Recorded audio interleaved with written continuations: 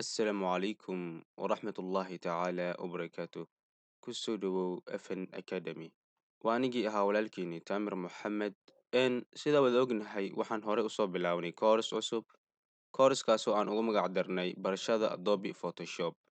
kooraskaasi waxaan hore ugu soo qaadanay 2 cashir kana waa cashirkii saddexaad ee kooraska kusoo dhawow cashirkeenii maanta cashirkeenii ugu dambeeyay waxaan kusoo baranay sida markaa loo bedelo screenkan aad arkaysid sidoo kale waxaan kusoo baranay sida halkan loo soo gashto warqadan cad iyo magaca ay leedahay halkan sidoo kale waxaan kusoo baranay magaca halkan loo yaqaano haddii aadan daawan cashirkaas waxaan kusoo saarayaa markaa qaybtan kore ee videoga ama waxaan kusoo dhigayaa linkiga hoose ee videoga descriptionka halkaa kala deg markaa cashirkan maanta waxaan ku baranaynaa qayb ka mid ah tuulashani ma samayn doonina tuul walba aan aadna aan dhahno kan wuxuu qabtaa hebel kanna wuxuu qabtaa hebel waxaan samaynaynaa si itus itaabsi inaan wax u qabno halkan ayaan wax soo gashanaynaa ugu horeyn waxaa laga yaabaa anigoo tuulkan joogno inaan u boodno tuulka kale taasna muhiim ma ahan mar walba waxa muhiim ah inaad fahanto tuulasha aan ugu horumarnay tuulkan ugu horeeyo markaan halkan aado kadibna aan dhaho right click waxa ii furmaya markaa wejigan yar aad arkaysid waxaan meeshan kasoo baxayo 2 tuul tuulkan ugu horeeya waxaa lagu magacaabaa move tool waa tuulka ugu badan ee qof walba oo adeegsan doono waana tuulka markaa kuu fududeynayo inaad dhaqaajiso waxyaalaha aad halkan soo geliso marka hadduu cariiri kugu yahay meeshaad geyn lahayd iyo sidaad usu sikin lahayd haddaba aan aragno sida u shaqeeyaa markaa tuulkan ugu horeyn waxaan samaysanaynaa shape halkan waxaa lagu magacaabaa shape tool markaan shape tool aan right click dushiisa ku dhaho waxaa furmaya sida arkaysid waxyaalo kala duwan rectangle tool ellipse tool iyo markaa triangle tool iyo polygon tool line tool iyo markaa custom shape oo ah inaad adiga shape nooc kale aad meeshan soo gashato qaybtan waxa ugu boodaya waxay tahay macquul ma noo ahan inaan meeshan soo gelin wax markaa la dhaqaajin karo anagoo samaynin shape aan taawan halkan rectangle ay qoran tahay then markaa meeshan imaano sida arkaysid waxaa isbedelayo qaabkii haday u ekaa falaada muuska kadib waxaan samaynaynaa inaan meeshan anagoo kilig tahayno aan ku jiidno markaan ku jiidno kadib sida arkaysid waxaa inoo samaysmaya shape ha isku dayna mar kale waxaan taabanaynaa kiligta kuma faqayno kadibna waan jiidaynaa sida arkaysid marka wuxuu inoo samaynayaa shape kale haddaba sida macquul ku tahay inaan shapekan labadan shape aan dhaqaajiyo haddaan isku dayo anagoo meeshay joogo inaan dhaqaajiyo tusaale oo kale haddaan midkan taabto sida arkaysid wax ma dhaqaaqayo oo waxaa samaysmaya keliya shape kale haddaba sidee macquul ku tahay inaan dhaqaajiyo ugu horeyn waxaan aadayaa markaa move tool taabto kadib hadeertan waxaan awoodaa inaan mid walba dhaqaajiyo sida arkaysid hadda midkan ayaa taabto wuu dhaqaaqaya dhinaca rabo ayaan geysan karaa haddii aan rabo inaan midkan kale dhaqaajiyo dushiisa haddaan aado markaa kilig dhaho asigaa ii doormayo hadeertan sida arkaysid ma doormayo sababtoo ah meeshaan aad arkaysid ayaa tigta naga qaadan meeshan waxaa lagu magacaabaa auto select mar walba isku day inay tigta saarato marka meeshaan tigta saarto kadib haddada midkan doorto sida arkaysid wuu ii qaadmaya haddaan rabona midkan ayaan dooran karaa laakiin hadduu meeshan tigta ka qaadan yahay ma awoodo inaan doorto midkaa rabo keliya wuxuu ii taagnaanayaa hal mid oo hore aan doortay intaas waa marka shaqada uu qabto move tool aan gudubno markaa toolka xiga ee lagu magacaabo artboard tool ugu horeyn waa maxay horta artboard waxaa lagu magacaabaa warqadan yar aad arkaysid ee halkan ku saaran tusaale oo kale haddaan u baahanahay warqadan inaan markaa aan yareeyo anigoo halkan joogo waxaan soo dooranayaa toolkan lagu magacaabo artboard tool kadibna halkan ayaa markaa waxaan sameynayaa inaan kiligta qabto oon halkan ka bilaabo kadibna aan jiido ilaa markaa aan ka geynayo meesha ugu dambeeya ee artboardka markaan geeyo sida arkaysid wuxuu sameynayaa markaa artboard kale oo waxaa qarsamayo sheebiyaashii dhammaantood halkan eeg waxaad arkaysaa artboard 1 sidoo kale waxaad arkaysaa artboard 2 haddii aan halkan markaa artboardka aan xiro sida arkaysid artboardkii markaa oo hore aan arkaya aan gudubno markaa toolka xiga ee lagu magacaabo marquee tool haddii halkan aan aado kadib right click aan dhaho sida arkaysid wuxuu ii furayaa asna qeybahan kale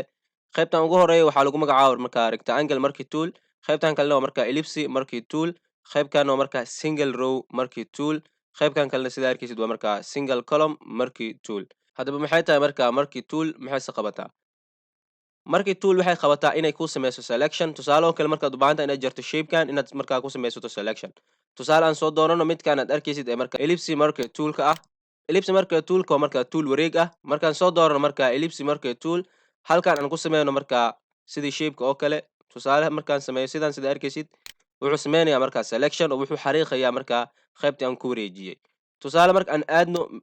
move toolka kadib aan select gareeno midkan markaan doorano kadib waxaan rabnaa inaan jarno oo markaa aan dhexdan sidan ugu bejino kadib waxaan aadaynaa halkan aad arkaysid halkan waxaa lagu magacaabaa layer waxaad ka arki doontaa wax walba markaa shaashadan aad soo gashato sida arkaysa halkan wuxuu igu qorayaa rectangle 1 markaan rectangle 1 dushiisa aan aado kadibna aan right click dhaho kadib aan ka doorto halkaan ay ku qoran tahay markaa rasterize layer kadib waxaan u laabanayaa markaa marquee toolka kadib halkan ayaa imaanaya sida arkaysa hadeertan muuska uu isbedelayaa oo wuxuu noqonayaa qaab kale kadib markaan halkan right click ku dhaho wuxuu soo saarayaa wejigan kadib aan dhaho markaa layer cut sida arkaysa hadeertaan waxaa baxaya markaa heelaadkii uu sameeyey markii toolka aan aadna move tool markaa isku dayin inaad dhaqaajina sida arkaysid shapekeeni wuxuu noqday mid baqay marka haddaba ogow markii toolka wuxuu kaa caawinaya inaad waxyaalaha sidan oo kale aad ugu jarto waxaad isticmaali kartaa markaa asoo rigtaa angle ah oo sheegaaga wuxuu kugu jaraya markaa qaab rigtaa angle ahaana asoo single row ah isticmaali kartaa oo markaa hal dhirir ah sidoo kale waxaad isticmaali kartaa asoo joog ah adiga ayay kugu xiran tahay markaa noocaad isticmaalaysid aan gudubna markaa toolka xiga ee lagu magacaabo markaa lizo tool sida arkaysid lizo toolka waxaa ku dhex jiro markaa toolal kala duwan lizo toolka wuxuu aad ugu agdhow yahay markaa shaqada uu qabto markaa market toolka oo kale wuxuu sameeyaa selection maadaama market toolka selectionkiisa uu ahaa mid xadidan oo markaa aan keliya samaynayna rectangle ellipse iyo markaa single row asiga waxaad ku samayn kartaa markaa qaab kale tusaale ahaan markaan soo doorto lizo toolka kadib aan imaado halkan tusaale marka waxaan rabaa inaan sameysto shape aan rabo inaan ku jaro markaa halkan waxaan sameynayaa halkan click ku dhahayaa anoo click tahay kadib waan jiidaya sida arkaysa marka wuxuu u qormayaa qalin camal oo qaabkaad doontid ayaad markaa u wareejin kartaa kadib markaad soo dhammaysato meeshaad xariiqaysay kadib waxaad imaanaysaa afkii aad koodii ka bilaawday kadibna markaa waad ku xeraysaa sida arkaysid markaa ku xerto kadib wuxuu kuu sameynayaa highlightkan aad arkaysid haddii aad baahan tahay markaa highlightkan aad arkaysid ayaa wax ku jari kartaa aniga ma rabno hadda inaan jarno tusaale camal haddii aad khalado aad rabto inaad iska dalaydo markaa highlightkan waxaad taabanaysaa control d sida arkaysa deertan wuu inaga qaadayaa liso toolka asna shaqadaas ayuu qabtaa aan gudubna markaa toolka xigo ee lagu magacaabo polygonal wuxuu aad uga dhow yahay markaa liso toolka oo waa sidii hadda oo kale waxaad samaynaysaa meeshii aad rabto aad koodii click ku siinaysaa kadib wuxuu ku samaynayaa flatdan kadib sida arkaysa hadeertaan rigtaa angle aad ku samayn kartaa oo markaa selection ah soo jiid halkan keen kadib markaa sida arkaysid waa ku jari kartaa markaad dhahdo right click kadib aad dhahdo layer cut wuxuu ku sameynaya inuu kugu jaro aan ku laabano markaa move toolka sida arkaysid wuu dhaqaaqaya markaa aan gudubna markaa toolka xiga ee lagu magacaabo magnetic laser tool asna aad ayuu u agdhow yahay markaa laser toolka wuxuu qabtaa shaqadii hadda oo kale aan tusaaleyno markii aan taabto markaa halkan sida arkaysid aan jiido wuxuu sameynayaa asna markaa xariiqad dheer